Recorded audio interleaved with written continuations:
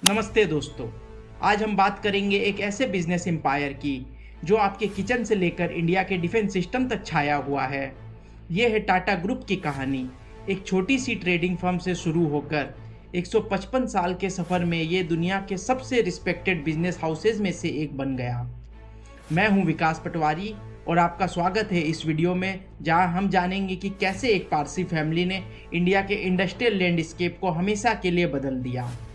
आज हम टाटा ग्रुप के सीक्रेट्स, हिडन स्ट्रगल्स और इंस्पायरिंग स्टोरीज एक्सप्लोर करेंगे और ये कहानी आपको हैरान कर देगी।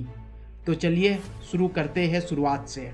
टाटा की कहानी शुरू होती है नवसारी, गुजरात से, जहां 1839 में जमशेदजी नुसरवानजी टाटा का जन्म हुआ।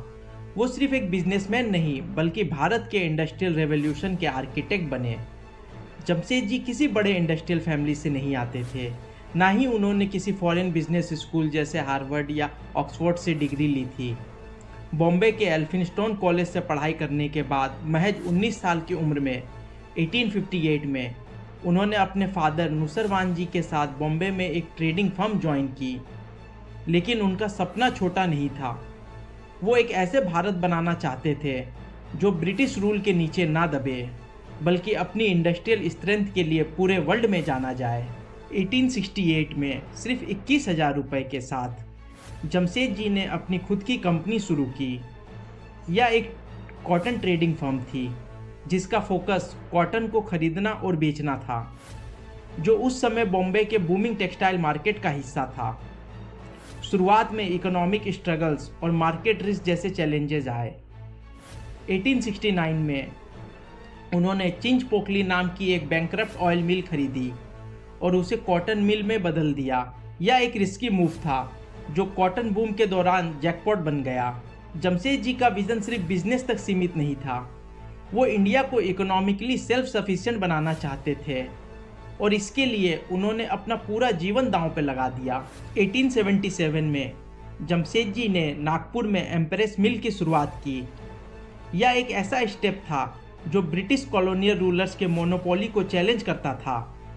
एम्प्रेस मिल सिर्फ एक कॉटन मिल नहीं थी, ये इंडिया के टेक्सटाइल इंडस्ट्री का पहला बड़ा कदम थी।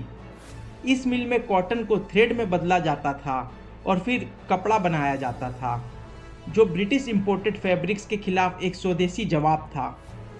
लेकिन यहाँ वर्कर्स की प्रॉब्लम थी। वर्कर्स सीरियस नहीं थे। बहुत सारे वर्कर्स एब्सेंट रहते और लंबी शिफ्ट में काम नहीं करते।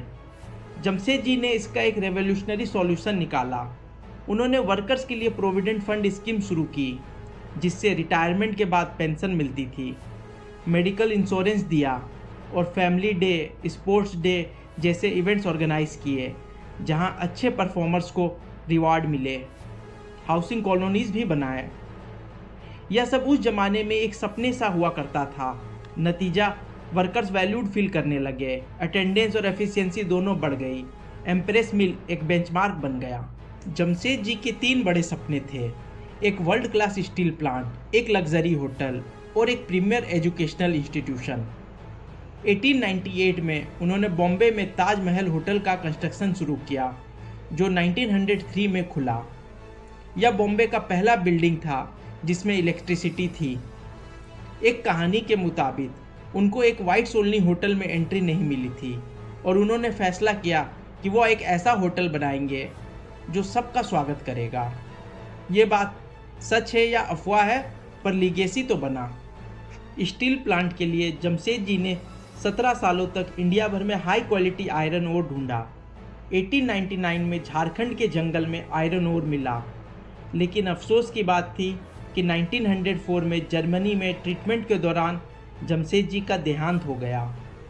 वो अपने सपने साकार होते नहीं देख पाए, लेकिन उनके बेटे दोराबजी ने उनकी लीगेसी को आगे बढ़ाया। जमशेद जी के देहांत के बाद उनके बेटे दोराबजी टाटा ने कमान संभाली। इंग्लैंड में एजुकेटेड दोराबजी ने 1907 में जमशेदपुर में Tata iron and steel company की फाउंडेशन रखी, जो बाद में टाटा स्टील बनी। यह इंडिया का पहला इंटीग्रेटेड स्टील प्लांट था। 1912 में प्रोडक्शन शुरू हुआ और वर्ल्ड वार 1 के दौरान टिस्को ने ब्रिटेन की स्टील डिमांड को पूरा किया। टैंक, ट्रक, रेलवेज के लिए स्टील सप्लाई किया। इस कंट्रीब्यूशन के लिए जमशेदपुर का नाम जमशेद के नाम पर रखा गया और रेलवे स्टेशन टाटा नगर कहलाया। दोराबजी टाटा ने टाटा पावर की शुरुआत की। 1910 में Tata hydro electric power supply company की स्थापना हुई और 1911 को लोनावला डैम की नींव रखी गई। ये प्रोजेक्ट वेस्टर्न घाट में खोपोली के पास बना, जहां आर्टिफिशियल लेक्स, डैम्स और चैनल्स तैयार किए गए।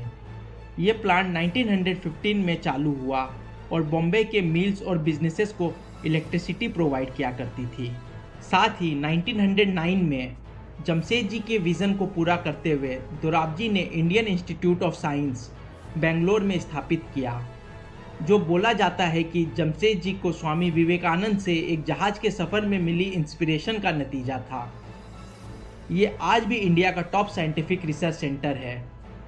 दोराबजी के लीडरशिप में टाटा ग्रुप स्टील, पावर और एजुकेशन तक डाइवर्सिफाई हुआ। उनका देहांत 1932 में हुआ, लेकिन उन्होंने टाटा को एक सॉलिड फाउंडेशन दिया। आइए अब हम लोग पहले टाटा फैमिली ट्री समझते हैं, ताकि टाटा की आगे की जर्नी को समझने में हमें आसानी हो।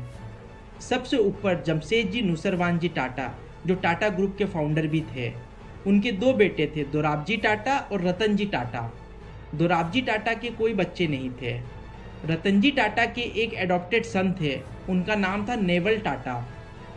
नेवल टाटा के ने 2 मैरिजेस की थी। पहली वाइफ से हुए रतन टाटा और दूसरी वाइफ से हुए नोएल टाटा। जमशेद जी के एक कज़न भी थे, जिनका नाम था रतनजी दादाभाई टाटा, जो रिलेशन में उनके मामा के बेटे थे। रतनजी के बेटे का नाम था Jahangir Ratanji Dadabhai Tata, in short JRD Tata, जो टाटा ग्रुप के यंगेस्ट और लॉन्गेस्ट सर्विंग चेयरमैन बने। ये फैमिली ट्री टाटा लीडरशिप की बैकबोन है। आप यह फैमिली ट्री पॉज करके भी देख सकते हैं। 1938 में JRD टाटा टाटा ग्रुप के चेयरमैन बने, महज 34 साल की उम्र में। JRD फ्रांस में पले बड़े थे और 1929 में 25 साल की उम्र में इंडिया के पहले लाइसेंस्ड पायलट बने थे। 1932 में उन्होंने टाटा एयरलाइंस की शुरुआत की, जो बाद में एयर इंडिया बनी। एयर इंडिया की सर्विस अपने warm crew, top class food, cleanliness और पंक्चुअलिटी के लिए वर्ल्ड फेमस थी। लेकिन 1953 में गवर्नमेंट ने इसे नेशनलाइज कर दिया और अपने कंट्रोल में ले लिया। एक बड़ा सेटबैक था JRD के लिए, पर उन्होंने हार नहीं मानी। 1939 में टाटा केमिकल्स की स्थापना हुई मीठापुर, गुजरात में, जहां एक केमिकल प्लांट लगाया गया। वहां से सोडा ऐश और टाटा सॉल्ट जैसे प्रोडक्ट बनाए जाते थे। फिर 1945 में टाटा मोटर्स, जो कि पहले टेल्को के नाम से जानी जाती थी, उसकी शुरुआत हुई। शुरुआत में रेलवे इंजन्स बनाए। फिर टाटा 407 ट्रक लॉन्च किया, जो कि 70% मार्केट शेयर के साथ काफ़ी हिट हुआ। उसके बाद 1968 में TCS की स्थापना हुई, जो IT रेवोल्यूशन का हिस्सा बनी। JRD ने एम्प्लॉय वेलफेयर में भी बड़ा बदलाव लाया। 8 hour work day, provident fund और मैटरनिटी बेनिफिट जैसे स्टेप इंट्रोड्यूस किए, जो बाद में कानून बने। पोस्ट इंडिपेंडेंस लाइसेंस राज के चैलेंज के बावजूद JRD ने ग्रुप को 14 से 95 कंपनीज तक एक्सपेंड किया। 1945 में Tata institute of fundamental research स्थापित किया, जो आज भी इंडिया का साइंटिफिक प्रोग्रेस में योगदान देता है। 1962 और 65 के वॉर में उन्होंने गवर्नमेंट को मिलिट्री सपोर्ट दिया, इंजीनियर्स भेजे, एयरफोर्स के लिए 10 ईयर डिफेंस प्लान बनाए। इसके लिए JRD को ऑनरेरी एयर कोमोडोर का रैंक मिला। 1991 तक टाटा ग्रुप का रेवेन्यू अप्रॉक्सीमेटली 24,000 करोड़ तक पहुंच गया था और 2 लाख से भी ज़्यादा एम्प्लॉयज़ थे। JRD ने 53 ईयर्स तक टाटा ग्रुप की कमान संभाली और ग्रुप को नए बिजनेसेस में डाइवर्सिफाई किए। 1991 में रतन टाटा, जो नेवल टाटा के बेटे थे, उन्होंने टाटा ग्रुप के चेयरमैन का कमान संभाला। टाटा इंडिका ने प्रूव कर दिया, अगर विजन क्लियर हो तो मेड इन इंडिया ड्रीम्स भी रोड पे दौड़ते हैं। लेकिन रतन टाटा का विजन सिर्फ इंडिया तक सीमित नहीं था। अगला स्टेप कुछ ऐसा जो पूरी दुनिया पर टाटा का छाप छोड़े। क्या आप तैयार हैं देखने के लिए कैसे एक इंडियन बिजनेसमैन ने ग्लोबल जायंट्स को झुकने पर मजबूर कर दिया? बने रहिए हमारे साथ और देखिए पार्ट 2 ये सब जानने के लिए।